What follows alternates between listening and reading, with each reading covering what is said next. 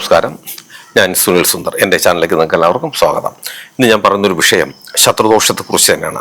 ഒരുപാട് പേര് ചോദിക്കുന്ന പലവിധ ചോദ്യങ്ങളാണ് ഇതിനകത്ത്. ശത്രു സംഹാരമായിട്ട് വരുന്ന പലവിധ ചോദ്യങ്ങൾ.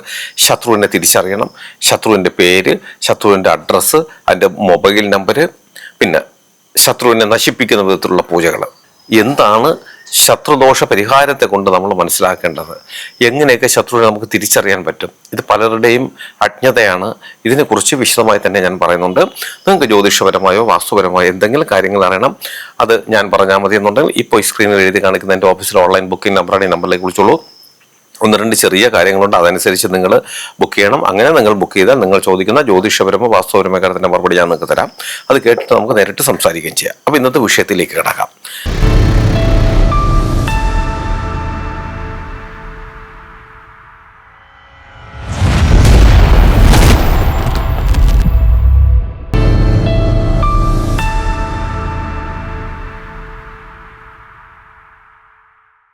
ശത്രുദോഷം. അപ്പോൾ ആദ്യം ശത്രുദോഷത്തെ കുറിച്ച് തന്നെ പറയാം, എങ്ങനെയാണ് ഇത് തിരിച്ചറിയുന്നത് എന്ന്. അപ്പോൾ ശത്രുദോഷം കൊണ്ട് നമുക്ക് വരുന്ന ബുദ്ധിമുട്ടുകൾ, നമ്മൾ നന്നായി മുന്നോട്ട് പൊയ്ക്കൊണ്ടിരുന്നവർ പെട്ടെന്ന് സാമ്പത്തികമായി തളരുക, ആരോഗ്യപരമായി നമ്മൾ മോശമായ അവസ്ഥയിലേക്ക് പോകാം, ഉണ്ടായിരുന്ന രോഗങ്ങൾ ചെറിയ അവസ്ഥയാണെങ്കിൽ തന്നെ അത് മോശമായ അവസ്ഥയിലേക്ക് വരിക, നമ്മൾ കുടുംബാംഗങ്ങൾ തന്നെ വീട്ടിലെ ഭാര്യയും ഭർത്താവും മക്കളും ഒക്കെ തമ്മിൽ ശത്രുത, എപ്പോഴും മുഖത്തോട് മുഖം നോക്കിയാൽ ശണ്ട കൂടുന്ന അവസ്ഥ, ഇങ്ങനെയൊക്കെ ഒരുപാട് ബുദ്ധിമുട്ടുകൾ, തൊഴിൽ നഷ്ടപ്പെടുക, ഇങ്ങനെയൊക്കെയുള്ള കാര്യങ്ങൾ വന്നാൽ നമുക്കൊരു ശത്രുദോഷം ഉണ്ടെന്ന് മനസ്സിലാക്കാം. അപ്പോൾ എന്തിനാണ് ശത്രുദോഷം? പലരും നമുക്ക് ശത്രുദോഷങ്ങൾ ചെയ്യാറുണ്ട്. അപ്പോൾ എന്തിനാണ് ശത്രുദോഷം ചെയ്യുന്നതെന്ന് പലരും ചോദിക്കാറുണ്ട്. എന്തായാലും ഒരാളെ നശിപ്പിക്കാൻ ശ്രമിക്കുന്ന ഒരാളുടെ മനസ്സിലെ ഉദ്ദേശം എന്തായിരിക്കും? അയാളെ നശിപ്പിക്കുക എന്നുള്ളത്. അങ്ങനെ നമ്മളെ നശിപ്പിക്കുന്ന ഒരാളെയാണ് നമ്മൾ ശത്രു എന്ന് പറയുന്നത്, അല്ലെങ്കിൽ മിത്രം എന്നാണ് പറയുന്നത്. അപ്പം ശത്രുക്കൾ ഒരിക്കലും നമുക്ക് നല്ലത് ചെയ്യാൻ വേണ്ടിയിട്ട് വരില്ല. അപ്പം ശത്രു എന്താണ് ചെയ്യുന്നത്? ഈ പലരും ഒരുപാട് പേര് എൻ്റെ അടുത്ത് വരാറുണ്ട്. പലരും ചോദിക്കുന്നത്, വന്നിട്ട് പറയുന്നത്, ശത്രു ആരെന്ന് അറിഞ്ഞാൽ മതി, ശത്രുവിന്റെ പേര് പറയാം. ഒരു കാരണവശാലും ആർക്കും അത് പറയാൻ പറ്റില്ല. നമുക്ക് ഇപ്പോൾ നമ്മുടെ ഒരു രാശി വെച്ച് നോക്കിയിട്ട്, അതായത് നിങ്ങൾക്ക് നിങ്ങളുടെ രാശി വെച്ച് നോക്കിയിട്ട് നിങ്ങൾക്ക് ഇതുപോലുള്ള എന്തെങ്കിലും ദോഷങ്ങൾ വന്നിട്ടുണ്ടോ അത് കണ്ടുപിടിക്കാൻ മാത്രമേ സാധിക്കുകയുള്ളൂ. അല്ലാതെ ശത്രുവിന്റെ പേര്, ശത്രുവിന്റെ ലക്ഷണങ്ങൾ, അത് ആണോ പെണ്ണോ, ബന്ധുവാണോ, അന്യ ആൾക്കാരാണോ, ഇങ്ങനെയൊക്കെ ചോദിക്കുന്നത് തന്നെ വിഡ്ഢിത്തരമാണ്. ശത്രുവുണ്ട് എന്നേ നമുക്ക് മനസ്സിലാക്കാൻ പറ്റുകയുള്ളൂ. പലരും വന്ന് ചോദിക്കുന്ന ചോദ്യങ്ങളാണ്. ഒരിക്കലും അങ്ങനെ ഒരു പ്രവചനം ആർക്കും നടത്താൻ പറ്റില്ല എന്നുള്ളത് തന്നെയാണ്. അതില്ല, ഈ പൊട്ടക്കണ്ണന്റെ മാവേലേറി പോലെയാണ്. ഈ ചോദിച്ച് ഈ ഇരിക്കുന്ന ആളിനെ ബുദ്ധിമുട്ടിക്കും. പറഞ്ഞാൽ മതി സാർ, വേറെ പ്രശ്നമൊന്നുമില്ല സാർ, ഞാൻ വഴക്കുണ്ടാക്കൂല സാർ, ഞാൻ അവരോട് ചോദിക്കില്ല സാർ. അപ്പൊ ഇവരുടെ ഈ ആർത്തി കാണുമ്പോൾ തന്നെ നമുക്കറിയാം, അബദ്ധത്തിൽ എന്തെങ്കിലും നമ്മളൊരു സൂചന കൊടുത്തു പോയാൽ സൂചനകൾ കിട്ടും, പക്ഷെ ആ സൂചന പോലും നമ്മൾ പുറത്തു പറയാൻ പാടില്ല എന്നാണ്. നിങ്ങൾക്ക് ശത്രു ഉണ്ടെന്നും അതിനുള്ള പരിഹാരങ്ങൾ മാത്രം നമ്മൾ നിർദ്ദേശിച്ചു കൊടുക്കുക. സൂചനകൾ കിട്ടും, ബന്ധുവാണോ അല്ലെങ്കിൽ സ്ത്രീയാണോ പുരുഷനാണോ അന്യ ആളാണോ, പക്ഷെ ഒരു കാരണവശാലും നമ്മളത് ഒരു പ്രവചനമായി നടത്തി പറയരുത് എന്നുള്ളത് തന്നെയാണ് നമ്മൾ ആദ്യമായിട്ട് ചെയ്യേണ്ടുന്ന കാര്യം. പക്ഷെ ഇത് പലരും വന്നിരുന്ന് നിർബന്ധിക്കുമ്പോൾ, ഞാൻ അങ്ങനെ പറയാറില്ല, പക്ഷെ പലരും വന്നിരുന്ന് നിർബന്ധിക്കുമ്പോൾ പല ജ്യോതിഷികളും പറഞ്ഞു കൊടുക്കും, അതൊരു സ്ത്രീയാണെന്നും, നിങ്ങളുടെ വീടിന്റെ വടക്ക് ഭാഗത്ത് താമസിക്കുന്നു, തെക്ക് ഭാഗത്ത് താമസിക്കുന്നു, മുടി നീട്ടി വളർത്തിയവരാണെന്നും, മുടി ഇങ്ങനെ കഴുത്ത് വരെ മുറിച്ചിട്ടവരാണെന്നും, അല്ലെങ്കിൽ വട്ടപ്പൊട്ട് ധരിച്ചവരാണെന്നും, ഇങ്ങനെ പലതും പറഞ്ഞു കൊടുക്കാറുണ്ട്.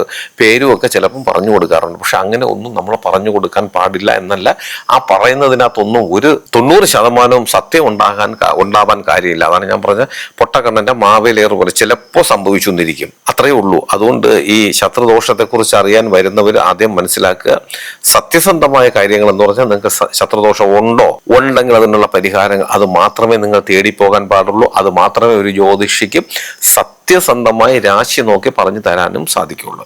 മറ്റുള്ള കാര്യങ്ങളൊന്നും പറയരുതെന്നാണ്. അങ്ങനെ പറയുകയും ഇല്ല, പറഞ്ഞാലോട്ട് അത് സത്യമായി ഭവിക്കണമെന്നും ഇല്ല.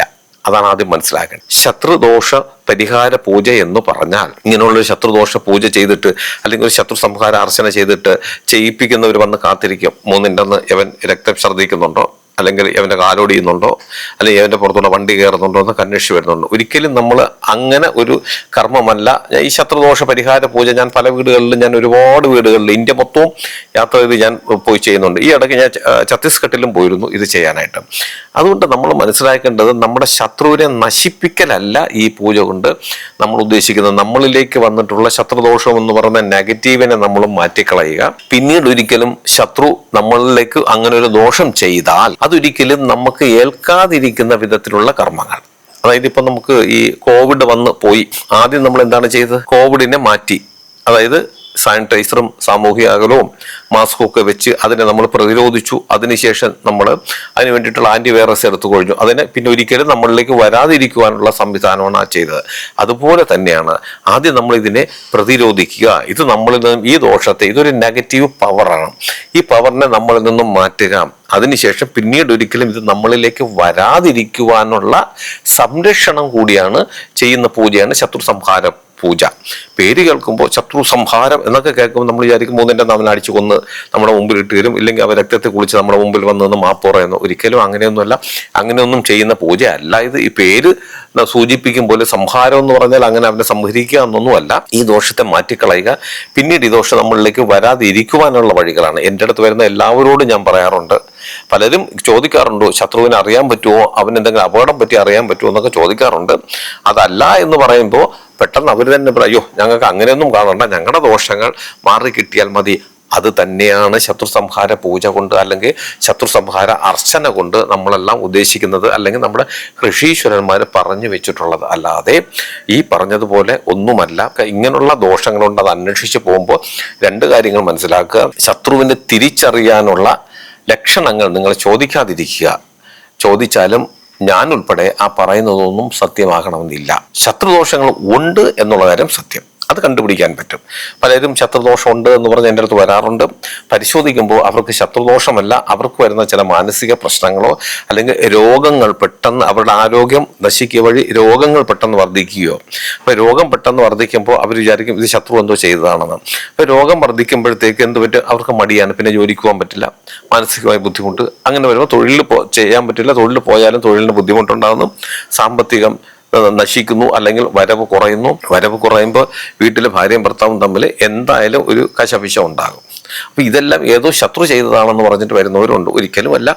അതിന്റെ അങ്ങനെയുള്ള ചില ലക്ഷണങ്ങൾ ശത്രുദോഷത്തിലുണ്ട്, സ്വാഭാവികമായിട്ടും നമുക്ക് വരാറുണ്ട്. സ്വാഭാവികമായിട്ട് വരുന്നത് നമുക്ക് രോഗങ്ങൾ വരുമ്പോൾ ചില ആൾക്കാർ ചികിത്സിക്കാൻ പോകില്ല. ചിലപ്പോൾ ഷുഗർ ഒന്നും വന്നാൽ ഒന്നും അവർ ശ്രദ്ധിക്കാതെ അവരെ മധുരമൊക്കെ ഒരുപാട് കഴിക്കുക. അങ്ങനെ വരുമ്പോൾ 24 മണിക്കൂർ അവർക്ക് ക്ഷീണമാണ്. ഇവർക്കൊരു ജീവിതം പോലെ നന്നായി മുന്നോട്ട് കൊണ്ടുപോകാൻ പറ്റില്ല. കാര്യം ഷുഗർ പരിശോധിക്കുകയോ മരുന്ന് കഴിക്കുകയോ അവർ ചെയ്യാറില്ല. അല്ലെങ്കിൽ BP കൂടുന്ന ആൾക്കാർ, അവർക്ക് എപ്പോഴും തലകറക്കവും കാര്യങ്ങളൊക്കെ. അങ്ങനെയൊക്കെ വരുമ്പോൾ നമ്മളിലുള്ള രോഗങ്ങൾ വർദ്ധിക്കുന്നു, ജോലിക്ക് പോകാൻ പറ്റാതെ വരുന്നു, സമ്പത്ത് കുറയുന്നു. സമ്പത്ത് കൂടെ കുറഞ്ഞു കഴിഞ്ഞാൽ പിന്നെ അറിയാമല്ലോ, പ്രശ്നങ്ങൾ ഇങ്ങനെ ഓട്ടോറിക്ഷ പിടിച്ച് നമ്മളെ പുറകെ വന്നുകൊണ്ടിരിക്കുകയാണ്. നമ്മളിലുള്ള രോഗത്തെ മനസ്സിലാക്കാനോ അല്ലെങ്കിൽ നമ്മളിൽ വന്നുപോയ മടുപ്പ് അല്ലെങ്കിൽ ഒരു ഒരു ഒരു ഉത്സാഹമില്ലാത്ത അവസ്ഥ മനസ്സിലാകാതെ അത് ഏതെങ്കിലും നമുക്ക് വിരോധമുള്ള ഒരു ശത്രുവിന്റെ മണ്ടയ്ക്ക് കൊണ്ടുവയ്ക്കുക, അവൻ എനിക്ക് എന്തോ ചെയ്തു എന്ന് ചിന്തിക്കാം. നമ്മൾ ഇങ്ങോട്ടൊന്ന് അപ്പോൾ നമ്മുടെ വീട്ടിൽ തന്നെ നമ്മുടെ കയ്യിൽ നിന്ന് തന്നെ ഒരു കോയിൽ നഷ്ടപ്പെട്ടു പോയാൽ അത് തറയിൽ കിടക്കും, മൂന്നിൻ്റെ കാണുമ്പോൾ പറയും ഇത് ശത്രു കൊണ്ടിട്ടാണെന്ന് പറയാം. നമ്മുടെ ഭാര്യയോ കുട്ടികളോ അമ്പലത്തിൽ പോയിട്ട് വന്ന് പ്രസാദം നെറ്റിയിട്ടതിന് ശേഷം കുങ്കുമം എന്തെങ്കിലും ഈ ഭസ്മമൊക്കെ ഒരു ഇലയുമായിട്ട് തിരിച്ച് നമ്മളെ മുറ്റത്തോ അവിടെ എവിടെയെങ്കിലും മാറ്റിയിട്ടേക്കാം, അവരങ്ങ് മറന്നു പോകും. അടുത്ത ദിവസം ഇത് കിട്ടും. ഇങ്ങനെയൊക്കെയുള്ള പ്രശ്നങ്ങളും ഇതിനകത്ത് ഉണ്ടാകാറുണ്ട്. അപ്പൊ നമ്മൾ ആദ്യം മനസ്സിലാക്കേണ്ട ഒരു കാര്യമേ ഉള്ളൂ, ഈ ഇങ്ങനെ വരുന്ന ലക്ഷണങ്ങൾ ഇതെല്ലാം ശത്രുദോഷങ്ങളല്ല, നമുക്ക് വരുന്ന ആരോഗ്യ പ്രശ്നങ്ങളും കൂടി ഉണ്ട്. അതും കൂടി മനസ്സിലാക്കുക. പിന്നെ ശത്രുവിന് അഥവാ ദോഷമുണ്ട്, ഒരു ജ്യോതിഷത്ത് പോയി ശത്രുദോഷം ഉണ്ടെന്ന് പറഞ്ഞാൽ ഇത് ആരാണ് എന്ന് അറിയാനുള്ള ഒരു ജിജ്ഞാസ അത് വേണ്ട. അതങ്ങനെ ചോദിച്ചാൽ പോലും ഞാൻ ഉൾപ്പെടെ ഉള്ളവർ പറഞ്ഞു തരുന്നതൊന്നും സത്യമല്ല, ഞങ്ങൾക്ക് സൂചന കിട്ടിയാൽ പോലും പറയുന്നതൊന്നും സത്യമായിരിക്കില്ല. അങ്ങനെ അന്വേഷിക്കാതിരിക്കുക. ഇത് കഠിനമായി വന്നു, ദോഷങ്ങൾ മാറ്റിത്തരാം അല്ലെങ്കിൽ മാറ്റാം, ഒരാളടുത്ത് പോയി വിശ്വാസമുണ്ട് ഇത് മാറുമെന്നുണ്ടെങ്കിൽ അവിടെ പോവുക. അവിടെ പോയി നമ്മൾ ഈ പൂജയിൽ പങ്കെടുക്കുമ്പോൾ പോലും, ഞാൻ ചെയ്യുന്ന പൂജയിൽ എല്ലാവർക്കും ഞാൻ പറയേണ്ടത്, ഒരിക്കലും ഒരാളെ ശത്രുവായി മനസ്സിൽ കണ്ടുകൊണ്ട് ഈ ചെയ്യുന്ന പൂജയുടെ മുന്നിൽ നമ്മൾ ഇരിക്കരുത്. ചില ആൾക്കാർ എങ്ങനെ മനസ്സിരുത്തോണ്ട് അവൻ എങ്ങനെ മനസ്സിൽ എങ്ങനെ ചിന്തിക്കും, അവൻ്റെ താടിയും മുടിയും മീശയും അവൻ്റെ ഭാര്യ മക്കളെയൊക്കെ മനസ്സിൽ ചിന്തിക്കും. നാളെ ഇങ്ങനെ രക്തത്തിൽ ഒലിച്ച് അവരെൻ്റെ മുന്നിൽ കൂടി നടന്നു പോകുന്ന ഈ പൂജയുടെ ഫലം കൊണ്ട് അങ്ങനെ സംഭവിക്കുമെന്നും അത് കണ്ട് എനിക്ക് ആനന്ദിക്കാമെന്നും ഒക്കെ ചിന്ത ഉണ്ടാകും. ആ ചിന്തയോടുകൂടിയൊന്നും ഒരിക്കലും നമ്മളൊരു സാത്വികമായ പൂജയുടെ മുന്നിൽ നമ്മൾ ഇരിക്കരുത്. നമ്മൾ ഇത്രയേ ചിന്തിക്കാൻ പാടുള്ളൂ. എന്തെങ്കിലും ദോഷങ്ങൾ എനിക്കോ എൻ്റെ കുടുംബത്തിനോ എൻ്റെ ഈ ഭൂമിക്കോ ഈ ഗ്രഹത്തിനോ വന്നിട്ടുണ്ടെങ്കിൽ ഈ നിമിഷം തന്നെ അതെല്ലാം മാറ്റി ഇനി ഒരിക്കലും ഇങ്ങനെയുള്ള ദോഷങ്ങൾ വരാതെ ഞങ്ങളെ സംരക്ഷിക്കണമേ എന്നുള്ള പ്രാർത്ഥനയോടുകൂടി മാത്രമേ. ഇപ്പം ഞാനല്ല ആര് പൂജ ചെയ്താലും, ഇല്ലെങ്കിൽ ക്ഷേത്രത്തിൽ നിങ്ങളൊരു ശത്രു സംഹാര അർച്ചനയ്ക്ക് കൊടുത്തിട്ട് ആ അർച്ചന നടക്കുമ്പോൾ ആ ക്ഷേത്രത്തിൻ്റെ മുന്നിൽ നിന്ന് കൈകൂപ്പി ഇങ്ങനെ മാത്രമേ പ്രാർത്ഥിക്കാൻ പാടുള്ളൂ. അല്ല ദൈവമേ നാളെ നേരം വിളക്കുമ്പോൾ അവൻ്റെ ശിരസ് പുലർന്ന് കാണണ്ടേ, ഇങ്ങനെയൊന്നും നമ്മൾ പോയി ഇന്ന് പ്രാർത്ഥിക്കരുത്. അത് നമുക്ക് തന്നെ ഇന്നല്ല നാളെ ആയാലും തിരിച്ചടിയുണ്ടാകും, അതിന് യാതൊരു സംശയവുമില്ല. അങ്ങനെ ചെയ്തിട്ടുള്ള ഒരുപാട് അനുഭവങ്ങൾ ഞങ്ങളുടെ മുന്നിലുണ്ട്, എൻ്റെ മുന്നിൽ ഒരുപാട് അനുഭവങ്ങളുണ്ട്. അപ്പോൾ ഇന്ന് ഞാൻ പറഞ്ഞ വിഷയം ഇതാണ്, എന്താണ് ശത്രുദോഷമെന്നും അതെങ്ങനെ പരിഹരിക്കണമെന്നും ആ ശത്രുദോഷങ്ങൾ അന്വേഷിച്ചു പോകുമ്പോൾ നമ്മൾ എന്തൊക്കെ കാര്യങ്ങൾ മാത്രമേ ചോദിക്കാൻ പാടുള്ളൂ എന്നുള്ളതാണ്. ഒറ്റ കാര്യം മാത്രം ചോദിക്കാതിരിക്കുക, ഇതാരാണ് ചെയ്തത് എന്ന് മാത്രം ചോദിക്കാതിരിക്കുക. ആ പറയുന്ന കാര്യം, അതിൻ്റെ കാരണം ആ പറയുന്നതൊന്നും ഒരിക്കലും 90% അത് സത്യമാകാനുള്ള സാധ്യതയില്ല എന്നുള്ളത് കൊണ്ട് തന്നെയാണ്. ഞാൻ ഈ പറഞ്ഞ കാര്യം നിങ്ങൾക്ക് എല്ലാവർക്കും ഉപകാരപ്രദമാകട്ടെ. നിങ്ങൾക്ക് ജ്യോതിഷപരമായി വാസ്തുപരമായി എന്തെങ്കിലും കാര്യങ്ങൾ അറിയണം, അത് ഞാൻ പറഞ്ഞാൽ മതി എന്നുണ്ടെങ്കിൽ ഇപ്പോൾ ഈ സ്ക്രീനിൽ എഴുതി കാണിക്കുന്ന എൻ്റെ ഓഫീസിലെ ഓൺലൈൻ ബുക്കിംഗ് നമ്പറാണ്. ഈ നമ്പറിലേക്ക് വിളിച്ചോളൂ. 1-2 ചെറിയ കാര്യങ്ങളുണ്ട്, അതനുസരിച്ച് നിങ്ങൾ ബുക്ക് ചെയ്യണം. അങ്ങനെ നിങ്ങൾ ബുക്ക് ചെയ്താൽ നിങ്ങൾ ചോദിക്കുന്ന ജ്യോതിഷപരമോ വാസ്തുപരമോ മേഖലത്തിൻ്റെ മറുപടി ഞാൻ നിങ്ങൾക്ക് തരാം. അത് കേട്ടിട്ട് നിങ്ങൾക്ക് എന്നെ തിരിച്ച് വിളിക്കുകയും ചെയ്യാം.